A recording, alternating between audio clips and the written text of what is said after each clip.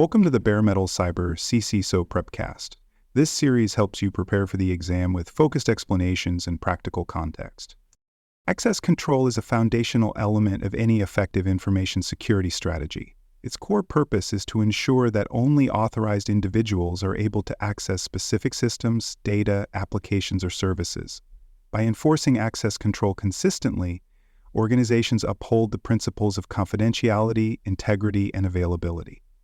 Strong access controls prevent unauthorized activity, mitigate insider threats, and help manage privilege escalation risk. In addition to reducing exposure to internal and external threats, access control also supports compliance with a range of privacy, regulatory, and contractual requirements. These include standards such as HIPAA, PCI DSS, SOX, and GDPR, all of which require the implementation of safeguards to prevent inappropriate access to sensitive information. Whether applied to endpoints, cloud services, or administrative functions, access control remains one of the most effective defenses against misuse and compromise. The CISO is responsible for overseeing access control at a strategic level.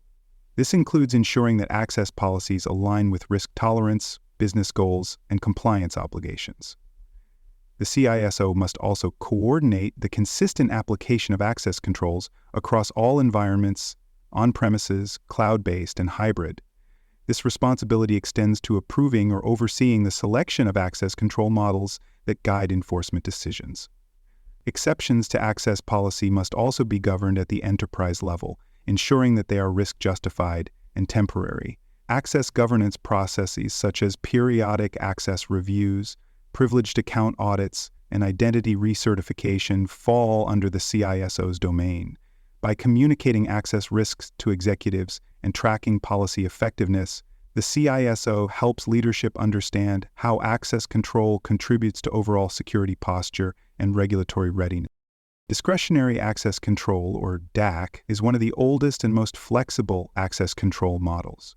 Under DAC, the owner of a resource, such as a file or directory, determines who has access to it. This model is commonly found in file-sharing systems and personal computing environments.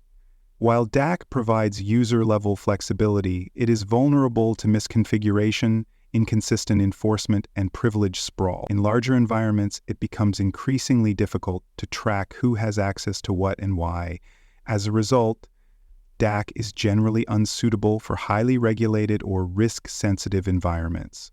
While it may still be used for small teams or informal collaboration, it is often replaced by more structured models in enterprise settings, especially where auditability and centralized control are required.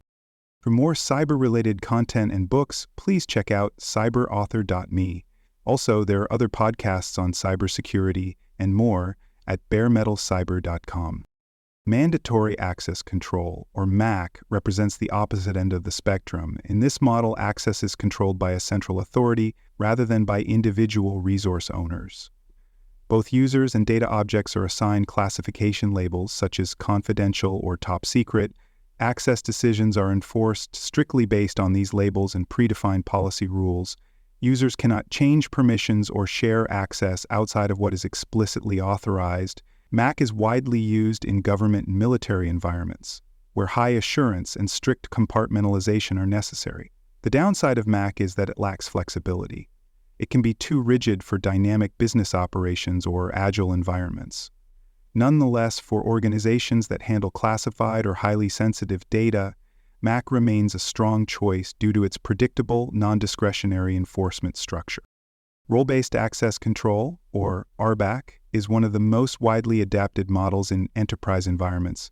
Under RBAC, access rights are assigned to predefined roles rather than to individual users. For example, users with a finance analyst role might have access to specific accounting systems and reports. RBAC promotes the principle of least privilege by allowing users to receive only the permissions associated with their roles. It also simplifies provisioning and deprovisioning, especially in organizations with a large or frequently changing workforce.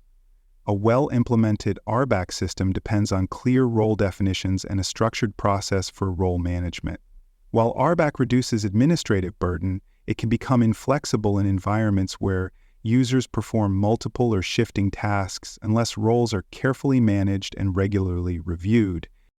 Attribute-based access control, or ABAC, introduces additional granularity and context awareness to access decisions. ABAC uses a combination of attributes, such as the user's department, job function, location, device type, and time of day, to determine access permissions. This enables highly dynamic and policy-driven access control. For example, a policy might allow access only if the user is in a trusted location using a corporate device during business hours.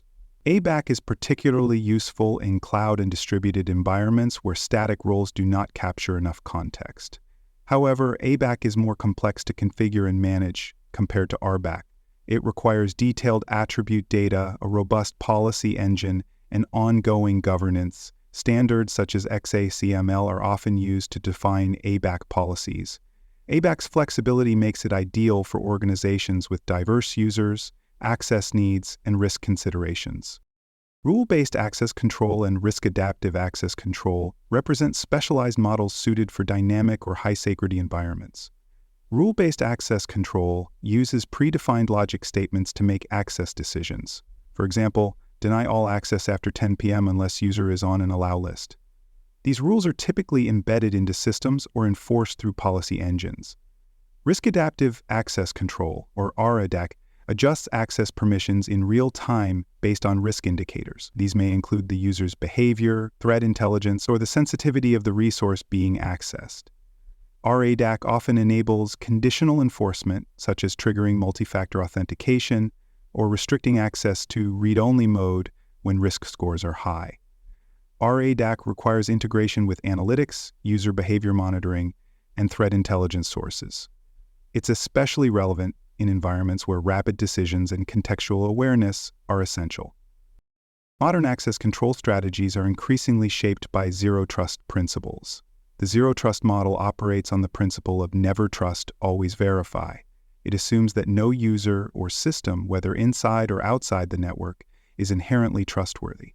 Access is granted based on continuous evaluation of identity, context, device posture, and session behavior. Zero-trust architectures integrate multiple security components, including identity and access management, privileged access management, PAM, network segmentation, and device trust validation. These strategies are well suited for cloud-based, remote-first, and hybrid environments where traditional perimeter defenses are less effective. Zero trust requires ongoing assessment of trust signals and may dynamically adjust access levels or revoke sessions when risk increases. For CISOs, zero trust offers a strategic path to reducing overprivilege and ensuring that access policies keep pace with modern attack methods. Each access control model maps to different business scenarios. DAC may be appropriate for small teams that require flexibility and quick collaboration. MAC fits best in government and defense contexts, where sensitivity classification is mandatory.